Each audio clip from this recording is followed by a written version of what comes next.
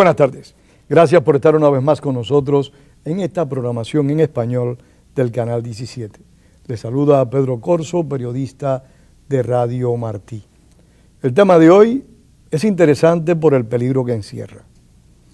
En mi opinión, una de las personas más capacitadas que tenemos para abordar este tema, peligroso, delicado y que encierra lo más complejo de la política internacional y nacional, es el teniente coronel retirado Octavio Pérez. Por eso lo hemos invitado para abordar la situación crítica que está enfrentando el mundo con los numerosos países que están desarrollando o esperan desarrollar armas nucleares y los que también es extremadamente grave. Países que están desarrollando vectores para esas armas, o sea, misiles, cohetes capaces de transportarlas. Eso y mucho más con nuestro viejo amigo el teniente coronel Octavio Pérez. Octavio.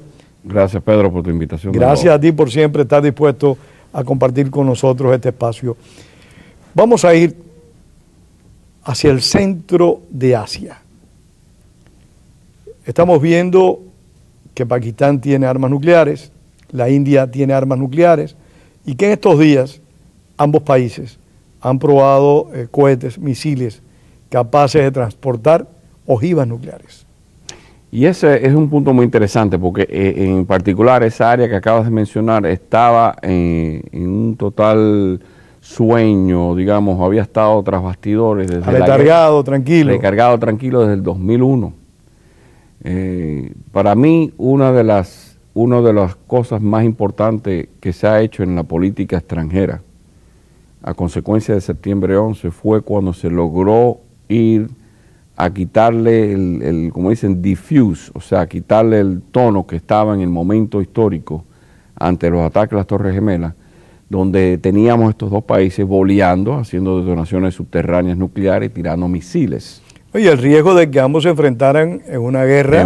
Que por supuesto no iba a circunscribirse a los dos países, se iba a extender por toda Asia o quizás por todo el mundo. Claro, y entonces ese momento en que Colin Powell se monta en un avión a pedidas del presidente Bush, que necesitaba que esos dos países pusieran digamos, en el back burner, en la hornilla trasera ese producto, para después lograr que Pakistán condenara al Talibán y la subsecuente base de apoyo para el ataque de lo que fue de octubre a diciembre del 2001 fue crucial. O sea que desde aquel entonces estos dos países habían exhibido algún tipo de cautela o prevención, o sea, de no poner en preeminencia este conflicto. ¿Y por qué este calentamiento repentino? Bueno, en parte hay cosas muy aparentes. Todavía los Estados Unidos no han vuelto a abrir el Khyber Pass, que es donde pasa el 25% de la comida. Gracias a Dios, el presidente Bush hace muchos años empezó el diálogo con los rusos para traer material bélico por el Transcáucaso. O sea, por Armenia, Turkmenistán. Nadie podía imaginar esos 70 años atrás que la OTAN, que Estados Unidos utilizara el territorio ruso y de naciones que formaron parte de la extinta Unión Soviética. Y encima de eso, la prevención, ¿por qué? Porque siempre se ha sabido que Pakistán es un país muy inestable. En estos días también se ha condenado al primer ministro de Pakistán por perjurio, que lo pueden mandar a dimitir. Lo que hace el gobierno del presidente actual, un gobierno muy bien frágil. Y una de las primeras cosas que, independiente de lo que nosotros, los occidentales, los americanos, vemos como el problema de Pakistán en apoyo a la guerra de Afganistán, es que la mayor parte de las tropas del gobierno pakistaní no están en la frontera con Afganistán ni con Irán, están en la frontera con la India. Y ese ha sido el enfoque, es una cosa, pelearon 3 guerras de la independencia de ellos hace 62 años, y ese, en el problema de ellos, para ellos eso es lo más importante. Pero, coronel, hay una cosa que me llama la atención para después seguir con otros países, incluido América Latina, que están en proceso, o por lo menos se supone que están en proceso de buscar armas nucleares. Hay una situación que llama la atención, y es que históricamente el diferendo de la India siempre fue con China. No cabe duda que la guerra con Pakistán, como consecuencia de la división del Imperio Británico, que fue una división, como siempre hemos comentado, al capricho y a la voluntad de los políticos ingleses, pero siempre el enemigo que tuvieron guerras fue entre China y la India. Y en esta ocasión, como bien comentabas allá afuera, la India ha probado un misil de 5.000 millas capaz de llegar a Pekín y ciudades todavía más al norte. Por ahí es donde te enseña el diferendo de estos dos países. El misil ese se prueba para mantener en jaque a China. O sea que por primera vez ahora la India tiene el potencial de poder disparar un misil y llegar a Beijing y llegar a Shanghái. ¿Quién es el que hace un acto a consecuencia de 2 días? Pakistán, dispara 2 misiles. En otras palabras, eso te enseña cómo, primero, y otra cosa que tenemos que ver, hoy por hoy, la China y India están compitiendo por los mismos mercados. Son 2 de las economías crecientes, las más crecientes, las únicas economías del mundo que están creciendo más de un 6 o un 8% anualmente. Los contratos para los puertos en Pakistán están por compañías chinas. Lo mismo ocurre el desarrollo económico del África.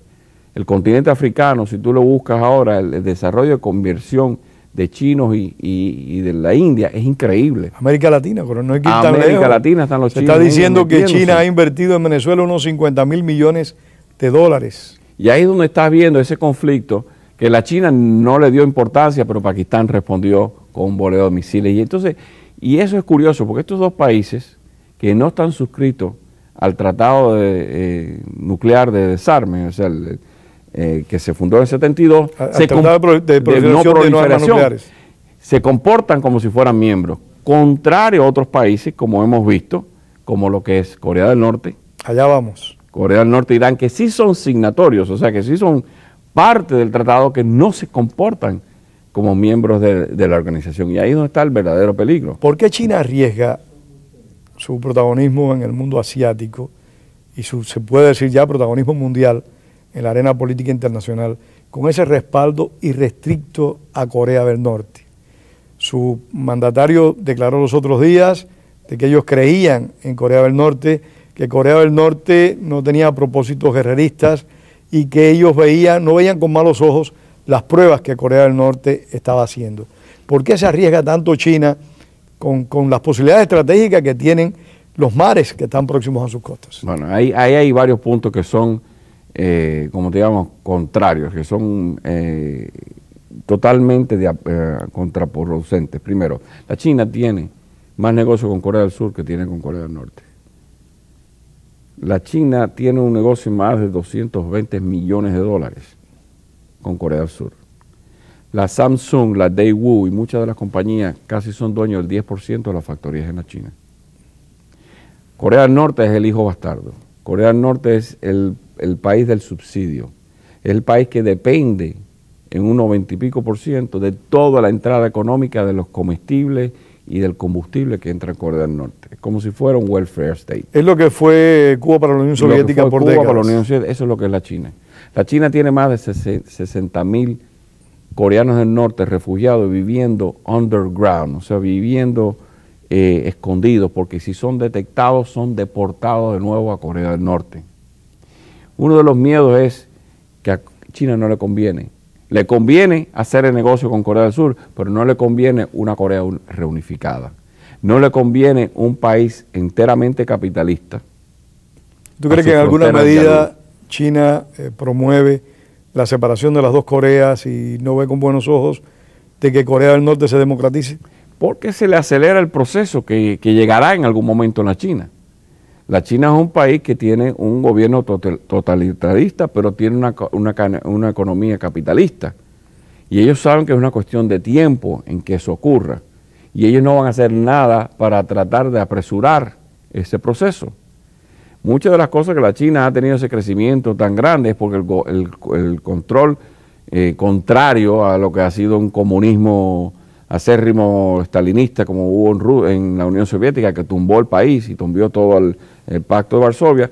La China adoptó este plan económico, pero hasta ahora han controlado artificialmente el yuan, o sea, la moneda. Han controlado muchas cosas. ¿Por qué? Por la necesidad de ellos sacar de la pobreza a más de 20 millones de chinos al año. Pero la pregunta, coronel, y te insisto, ¿por qué Corea del Norte, con la pobreza extrema que enfrenta, con la situación económica tan crítica que viene padeciendo prácticamente desde su fundación, ¿cómo es posible que se mantenga como está, que invierta gigantescos recursos en desarrollar armas nucleares? En estos días probó un cohete que fracasó, pero se está preparando ahora para probar una tercera nuclear, ¿sí? Detonación nuclear que, según el representante de Estados Unidos, va a ser mucho más poderosa y peligrosa que las anteriores porque va a contar con uranio enriquecido. Sí.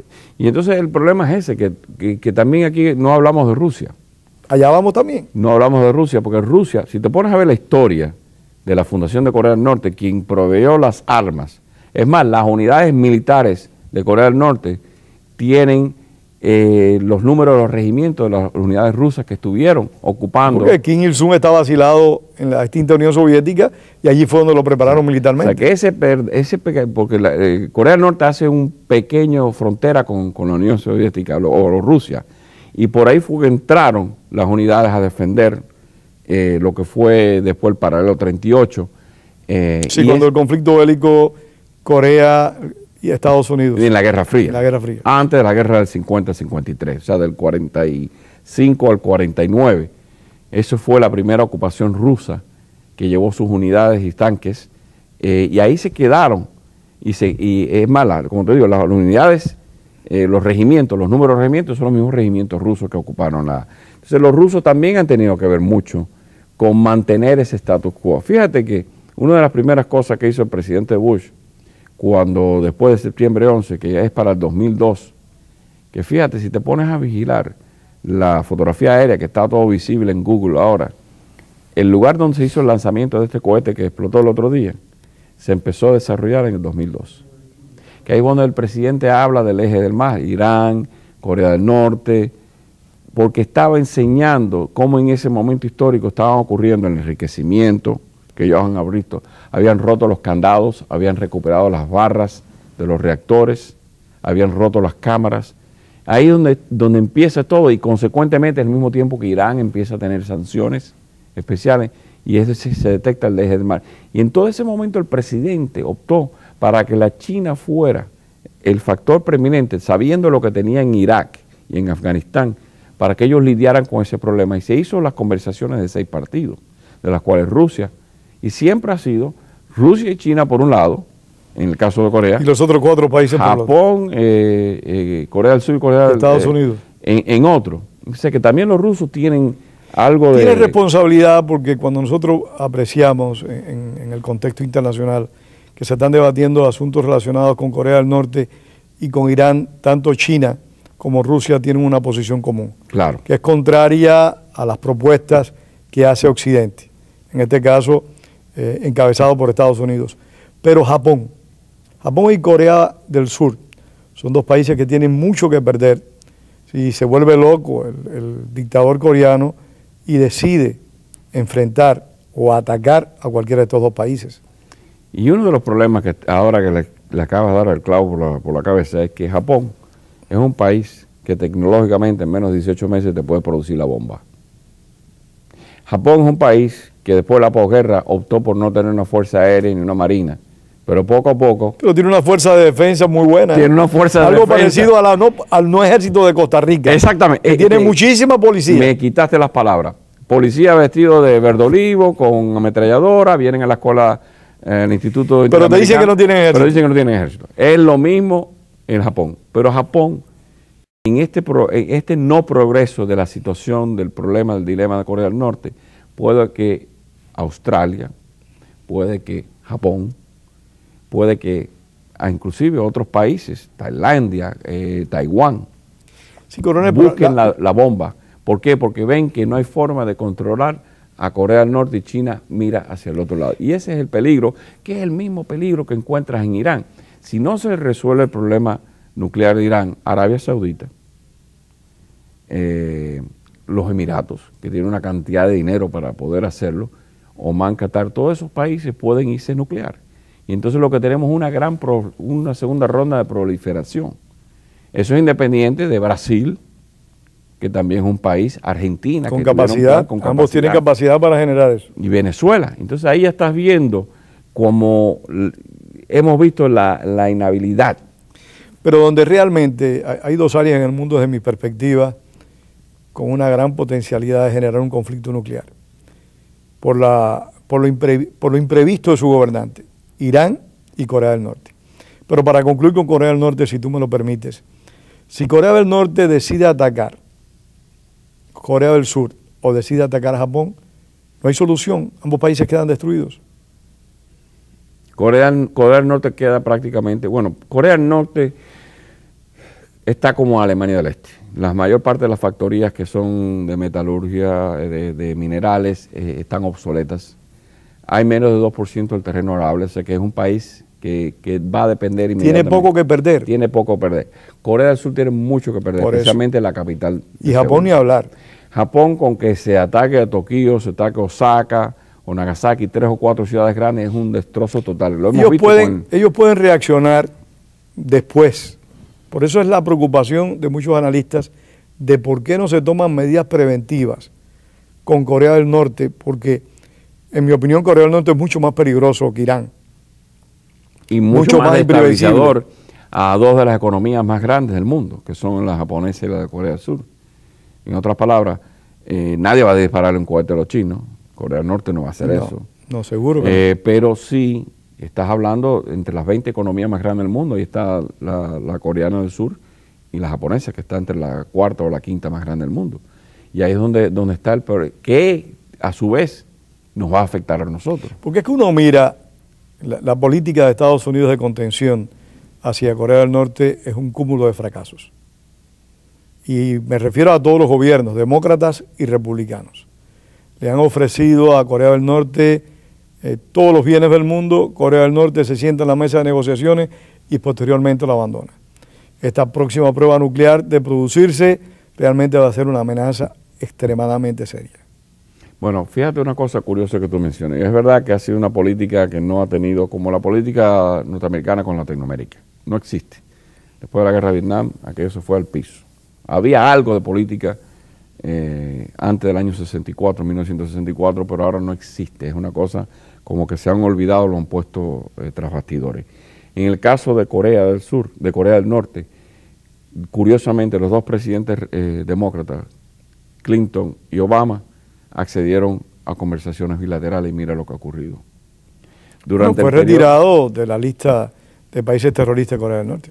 Fue retirado por el presidente Bush hijo cuando abrieron sus reactores, sacaron para inspecciones, dijeron que iban a detenerlo y en cuestión todo. de un año volvieron a las mismas. Pero por eso te decía que la política de ambos partidos, claro, de ambos, todos pero los presidentes, lo que te quiero decir es que cuando la gente entiende por qué el presidente Bush quería 6 partidos, era porque primero quería inmiscuir a los actores regionales y que no fuera una cosa bilateral, porque se había probado que bilateralmente con los coreanos no se puede lograr absolutamente nada. Nosotros hemos logrado muchos acuerdos bilateralmente entre la India, entre Pakistán, entre Afganistán, pero eso fue una premisa que nuestro presidente ahora trató de nuevo después de tantos años y otra vez se corroboró que con los coreanos del norte no se puede. No se puede. O sea, pero estoy de acuerdo contigo que a largo no ha funcionado. No ha funcionado con ninguno de los gobiernos. Porque hay que tener un punto también en referencia, y lo conversábamos hace un rato, las maniobras militares que hay entre China en este momento y Rusia, la situación del mar amarillo o mar de China, donde se supone que hay gigantescas reservas de petróleo, y tú decías que posiblemente ese sea el escenario de la próxima Guerra Fría. Pedro, en los últimos 6 meses que yo llevo monitoreando esto, ya está a nivel de 2 o 3 partes de noticias semanales.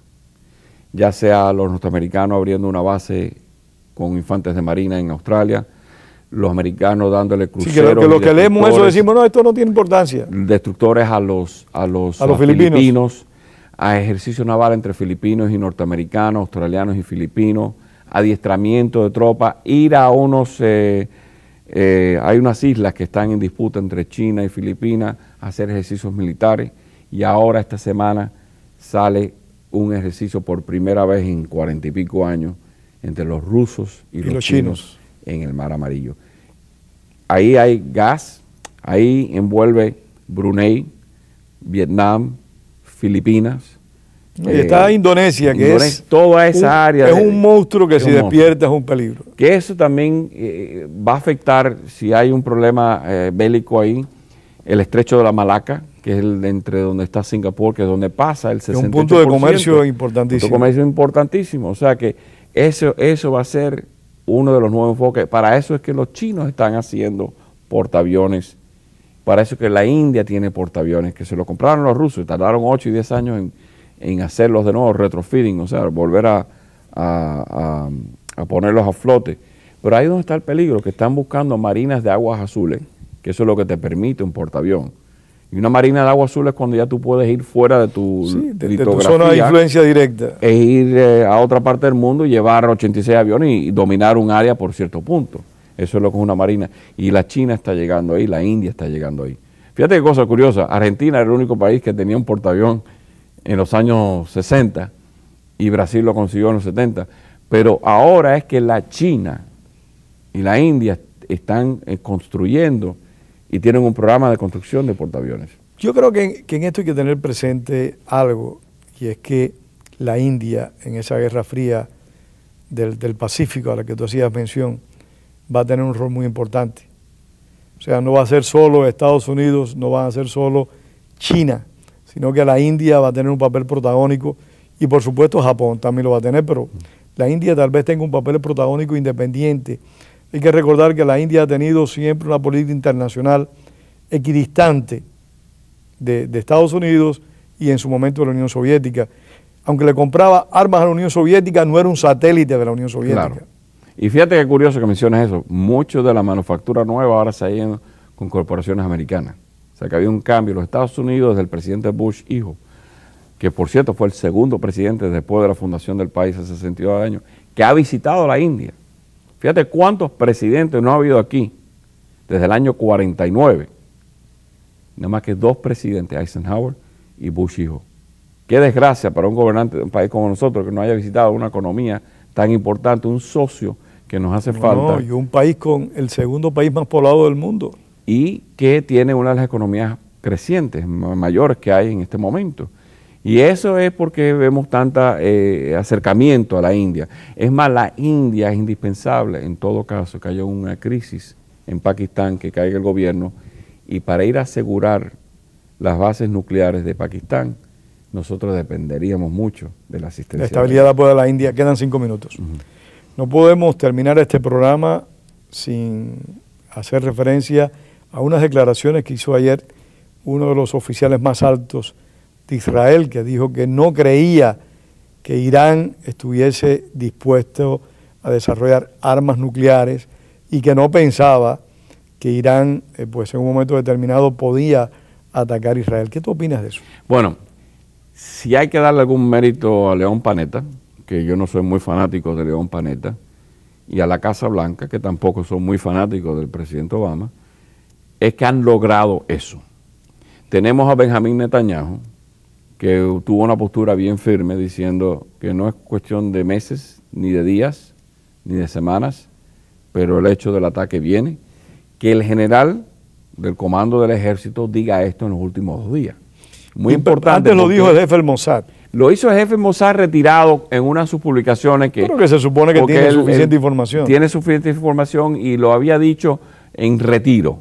O sea, que es la típica cosa. Cuando hombre lo dijo activo. Este hombre lo dice activo y es casi verbatim, como dicen los generales, sí, palabra por palabra, lo que había dicho León Panetta, que la postura de los Estados Unidos. ¿Y a qué tú crees que se debe esto?